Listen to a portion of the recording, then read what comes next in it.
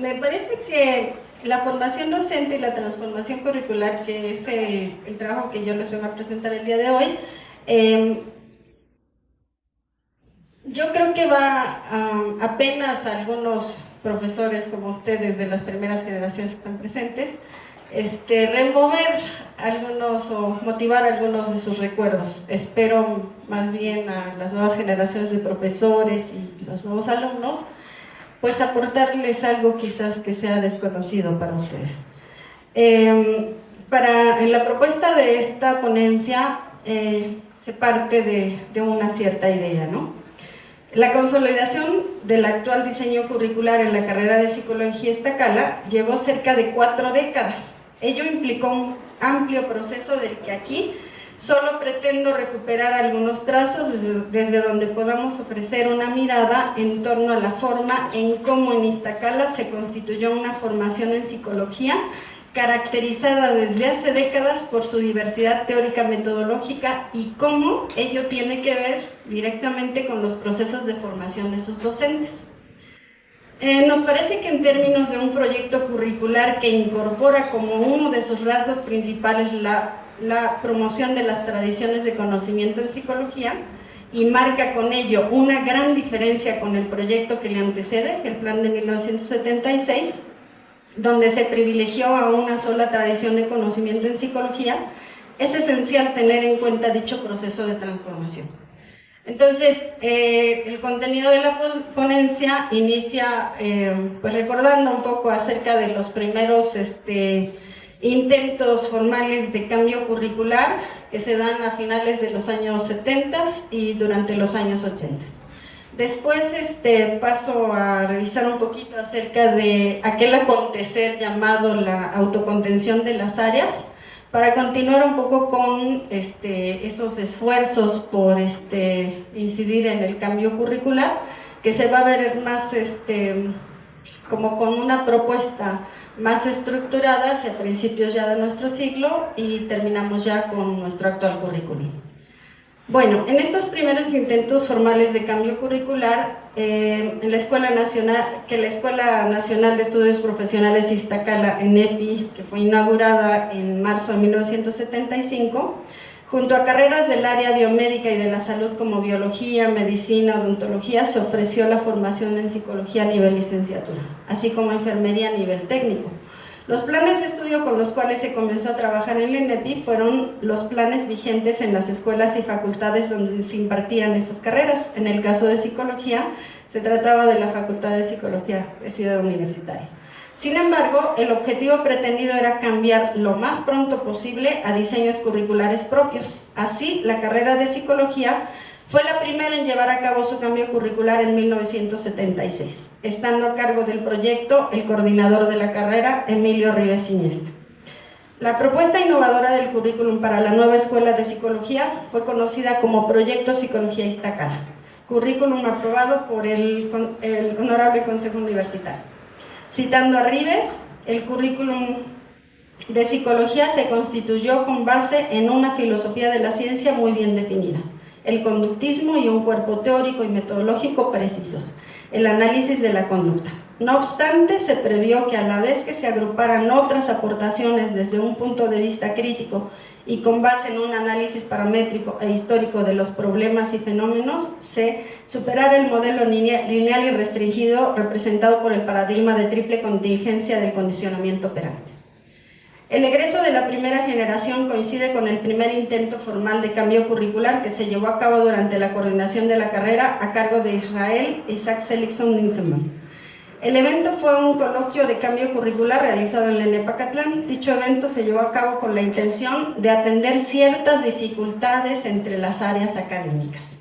Ya en la coordinación de Julio Agustín Varela Barraza, 1979-1981, se convoca el primer coloquio interno de análisis y desarrollo curricular, realizado ya en la ENEP Iztacala en 1980. Según lo reportado en Memorias y Prospectivas en ENEP Iztacala 1975-82, para atender los puntos planteados como conclusiones del coloquio, se le encargó a la coordinación impulsar el proyecto de participación, lo cual no prosperó, así como tampoco fue posible la realización al año siguiente del segundo coloquio. Si bien en 1981 no logró concretarse el segundo coloquio interno de análisis y desarrollo curricular al que convocó la coordinación de la carrera, el colectivo de profesores integrados en el llamado Colegio de Profesores de la carrera de Psicología convocó a la realización de las jornadas de análisis curricular llevadas a cabo 11 y 12 de mayo de 1981. Como parte de las conclusiones, nos comenta el doctor Arturo Silva en una publicación en 2007, se habla de un clima polarizado donde se podía mirar por un lado la defensa del conductismo como la orientación teórica para la formación del psicólogo iztacalteca y por el otro la búsqueda de otras aproximaciones teóricas que contribuyeran a la formación de los psicólogos. Ante la demanda de revisión curricular reconocida por la dirección de la escuela, para 1982 se inicia la conformación de la Comisión General de Revisión Curricular. En 1983 se realizó un primer foro de evaluación curricular y se integró la Comisión de Cambio Curricular. El surgimiento de la comisión respondía por un lado a la propuesta institucional generalizada en la UNAM de revisión curricular por parte del rector, doctor Rivero Serrano, como parte de su marco general para los cambios académicos administrativos. Y por otro lado, a la necesidad de la revisión curricular expresada desde 1980. La propuesta de reforma curricular se da con la intención de reestructurar el desarrollo de grupos y contenidos que no contemplaba el plan original. Eso lo dijo Peñalos, el doctor Peñalos. Al parecer es a partir de ese momento cuando inicia un sendero de análisis curricular más formal y apegado a la gestión institucional de las diferentes coordinaciones que luego se transformaron en jefaturas de carrera. Hacia finales de esa década, en 1989 aparece una publicación sobre otro de esos esfuerzos por incidir en un cambio curricular, el Foro de Evaluación Curricular, realizado en 1987. Igualmente se alude a otros eventos realizados en este mismo afán de análisis curricular, donde se incluyen, además de los mencionados, las jornadas de evaluación curricular en el Palacio de Minería y cierto número de talleres sobre teoría curricular en el seno de la Comisión de Evaluación Curricular. Aquí podemos mirar la clara aspiración de un currículum que integre los diferentes discursos de la psicología ya desarrollándose en ese momento en la formación de psicólogos. Los esfuerzos encaminados a la creación de un currículum que pueda atender las dificultades encontradas en la implementación de la propuesta del plan de 1976, manifestados en la esfera del currículum vivido. La insistencia de alumnos y profesores en manifestar los distanciamientos entre las áreas, programas distintos a los originales, pero también importantes desarrollos y la intención de articularse globalmente en el plan curricular. Es patente la importante distancia entre lo diseñado en el currículum y su realidad en las aulas, así como una ideología de izquierda. Se nota la relevancia que toma en ese momento para los actores del currículum las reflexiones sobre el currículum formal, el currículum vivido y el currículum oculto. Pese a todo el trabajo realizado por esta comunidad académica, es evidente que en este momento no se contaba con una propuesta estructurada de un nuevo plan curricular, pero el anhelo quedaba de manifiesto, así como los temas de análisis curricular. Y uno de ellos, que a continuación nos interesa referirnos, es el que se denominó autocontención de las áreas. La autocontención de las áreas es un proceso grupal académico generado en el mismo desarrollo curricular del plan de 1976, sobre el cual encontramos una interesante ambivalencia dentro de la comunidad iztacalteca. Una de las miradas es expresada por las mismas autoridades para quienes se trataba de una problemática curricular donde las áreas muestran una tendencia a aislarse de una integración curricular general. En esta perspectiva se enfocó la problemática a partir de cambios que fueron surgiendo en las concepciones sobre el proyecto curricular original que acontecían entre las áreas académico-administrativas y acentuándose al interior de las mismas, provocando una separación cada vez más evidente entre los primeros 4 semestres de formación básica y los 4 últimos de formación más aplicada. Quizás el ejemplo más marcado de tal fenómeno es el mencionado en el mismo documento, que son las memorias y perspectivas del ENEP Iztacala. Es el mencionado en el mismo, por el caso de 2 áreas en social. Por un lado estaba el área de psicología social teórica y por el otro el área de psicología social aplicada. Dicha delimitación no estaba prevista en el plan de estudios aprobado por el Consejo Universitario, como lo refieren en este documento. Otro ejemplo lo encontramos en el área de psicología experimental, donde también se dieron a la tarea de buscar un modelo teórico-metodológico alternativo que permitiera abordar la interacción organismo-ambiente, el cual derivó a partir del modelo de campo de Cantor en un modelo interaccionista multifactorial. Sin embargo, no todos los integrantes compartieron el modelo, de tal manera que ocurrió la separación del área de experimental animal y experimental humana, con un proyecto diferenciado en cada una. Este fenómeno llamado autocontención de las áreas fue visto como una crisis de concepciones teóricas desde donde se plantearon informalmente las más hondas implicaciones para la disciplina. Cuestionamiento sobre la definición del objeto de estudio de la disciplina y si la concepción analítica del nivel psicológico lleva a la formulación de entenderse como una ciencia social o como una ciencia natural, con sus correspondientes implicaciones epistemológicas y metodológicas. La situación derivó en dos posicionamientos, uno expresado en el cuestionamiento de los principios básicos sobre el planteamiento del currículum, mientras que en el otro se afianzaba la confianza en dichos planteamientos, pero considerando la necesidad de afinar los mismos. El fenómeno se fue acentuando al grado de consolidar una demanda de revisión curricular, de manera que la misma dirección de la escuela aceptó la revisión curricular en 1982 y se constituyó la Comisión General de Revisión Curricular. Otra de las miradas acerca de este fenómeno de la autocontención se alude a este como un estallamiento del currículum, mirando ahí espacios de gran fertilidad en la diversificación de propuestas académicas encaminadas a fortalecer la formación de los psicólogos, pero definitivamente en un camino distinto al que marcaba el diseño curricular. Esta otra mirada es más la de un currículum fecundo, colmándose de líneas de fuerza, una perspectiva en la que aparece coincidir el reconocido curricularista Alfredo Furlan, quien atestiguando todo este proceso curricular escribe lo siguiente: la riqueza y vitalidad de un currículum radica precisamente en su continua actualización, en el continuo redefinir sobre la base de la experiencia y reflexión científica cada una de sus instancias en su apertura al mundo. Refiriéndose a la carrera de psicología, el autor señala una fisura en el grupo conductista que en los primeros años se perfilaba muy compacto. Habla del cuestionamiento al enfoque hegemónico por parte de un sector importante de profesores y habla de la pluralización de enfoques que se iban presentando a los estudiantes. En la autocontención de las áreas vemos la relevancia de la formación docente ante los retos que presenta el desarrollo curricular. En los testimonios de algunos de los actores de esta comunidad académica que a continuación presentamos, queda de manifiesto su vinculación a la misma transformación curricular en la carrera de Psicología Iztacala. Y cito aquí a Elvia Taracena, que ya no nos acompaña.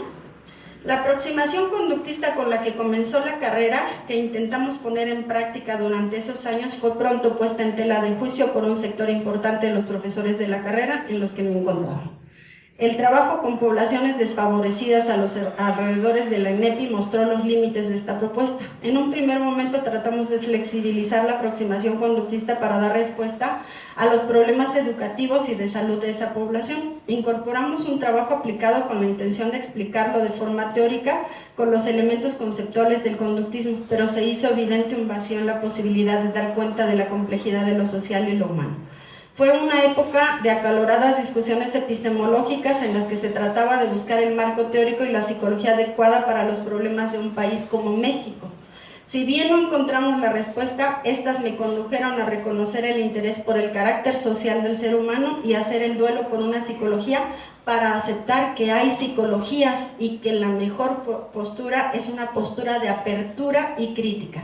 Me llevó también al reconocimiento de la necesidad de continuar con mi formación para buscar un rigor y una pertinencia en la comprensión de lo humano, más allá de las posturas cientificistas. En otro testimonio, producto de algunas entrevistas realizadas, dice: cuando estábamos justo tratando de ver el problema al que nos íbamos a enfrentar al abordar las cuestiones humanas, Rives inteligentemente nos convoca y nos dice, lean a Piaget, lean a Vygotsky, lean a Wallon, porque tenemos que sacar de ellos de qué manera nosotros tenemos que comprender el comportamiento humano para saber qué hacer cuando los alumnos lleguen a tercero o cuarto. Y entonces cuando nos dicen que leamos a estos autores, uno dice, esto nada tiene que ver con el conductismo, esto es otra cosa. No se pudo y terminamos coalicionando con Emilio. Emilio, al ver que no se avanzaba, disolvió esa comisión. A partir de eso nosotros empezamos a ver otras cosas. Leíamos filosofía, sociología y después presentamos otro proyecto. Otra compañera se volvió humanista. En octavo tuve un profesor muy bueno, Gilberto Limón y Eric Roth, este es otro testimonio, muy conductistas y buenos maestros. Me daban tips para hacer clínica y decían, sí, el conductismo está muy bien, pero también tienes que empezar a escuchar, a ver qué te dicen los pacientes. Escuchando los vas a ayudar mucho. Se autodenominaban conductistas, pero sabían que la escucha era importante. Mis profesores Raúl Ortega, Yolanda Guevara, Luis Zarzosa, yo los quería mucho. Hice terapia conductista con apoyo de Zarzosa. Empecé a leer a Paulo Freire en Educación y Desarrollo con Miguel Ángel Martínez y eso me cambió mucho el panorama. Fue de las materias que tomaban distancia porque ellos estaban ya cuestionando. En esa materia estaba Elvia Taracena, Mario Rueda, había mucha gente que cuestionaba el modelo, pero uno de los que más cuestionaban era este grupo de Miguel Talento. La incorporación de toda la literatura marxista y teoría de las ciencias sociales en torno a la figura de Miguel Talento empieza a agrupar y aglutinar profesores que sí traen otra visión de la psicología. Empiezan a incorporar programas de la UAM Xochimilco, porque Carmen Bianchi va a estudiar a la UAM Xochimilco, se va a acercar con Gregorio Kaminsky, porque tienen que habilitar, tienen que incorporar contenidos que van a suceder a teoría de las ciencias sociales en quinto y sexto semestre. Y bueno, aquí hay otros testimonios que ya no leo por la cuestión del tiempo, ¿verdad? Después de haber cerrado en la década de los 80 con el foro de evaluación curricular, siguió un largo periodo de análisis curricular más formal y apegado a la gestión institucional de las diferentes coordinaciones, jefaturas de psicología en la última década del siglo. En la jefatura de la carrera de psicología a cargo de Ofelia Contreras, 91-92, se inició una nueva propuesta de cambio curricular. Este era ya un ambiente de reconciliación después de la fractura vivida por la demanda de cambio curricular. Aquí se da la recuperación y actualización de programas. En la jefatura a cargo de Luz de Lourdes Seguiluz Romo se integró el comité de revisión curricular ofreciendo cursos, talleres y reuniones. Al parecer la intención de modificación curricular se mantuvo hasta el cierre de siglo sin una propuesta estructurada que pudiera conseguir el ansiado cambio que pareció languidecer en esos últimos años. Por otro lado, en estos años, la generación de profesores que asumieron el desarrollo del currículum de 1976 estuvieron dedicados a la realización de posgrados, cursos diversos de formación y una labor académica muy nutrida donde los programas de las asignaturas a cargo de ellos van reflejando la transformación de la carrera misma, pues los mismos programas se van nutriendo al tiempo que sus saberes se van enriqueciendo. Sería hasta principios de nuestro joven siglo, cuando aparecería una propuesta curricular coordinada por la jefatura de la carrera a cargo del doctor Arturo Silva Rodríguez, propuesta donde participó una parte importante, una gran parte de la comunidad académica de psicología Iztacala, en un trabajo que llevó varios años y que estuvo a punto de cristalizarse en 2005.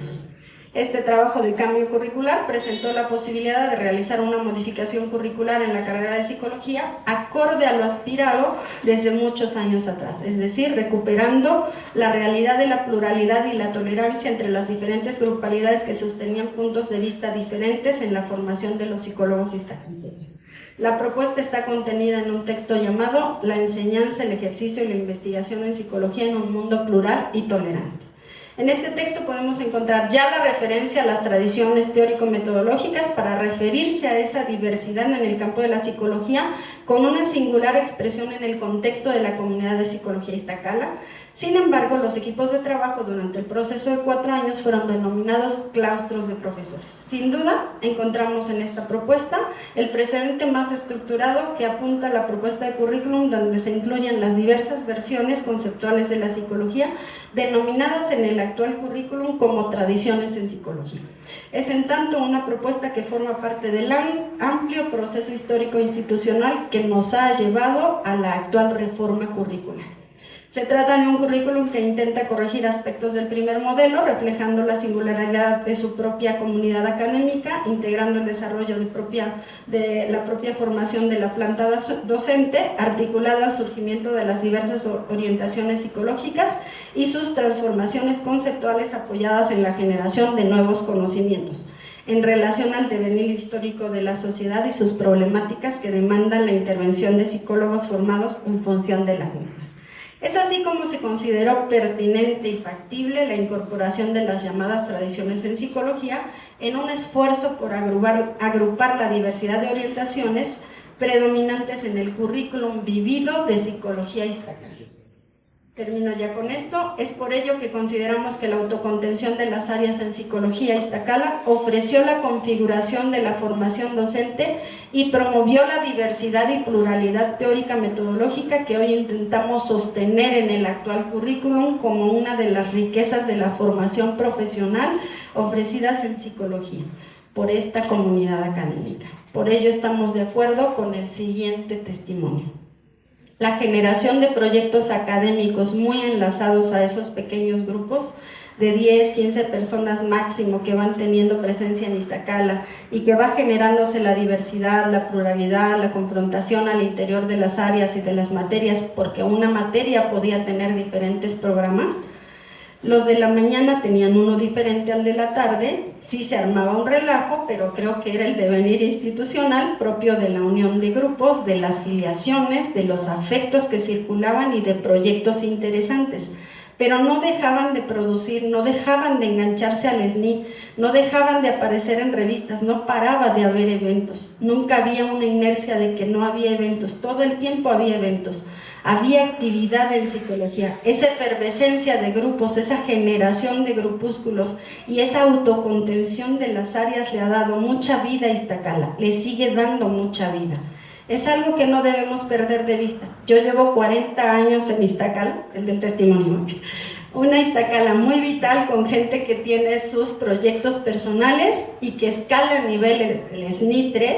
Hay autocontención, pero también cruces y se hacen vasos comunicantes entre las áreas. Es un fenómeno de repliegue, pero también de fuga. Nos replegamos, hacemos nuestro programa, pero al mismo tiempo empezamos a ver que hay cosas en común. Muchas gracias.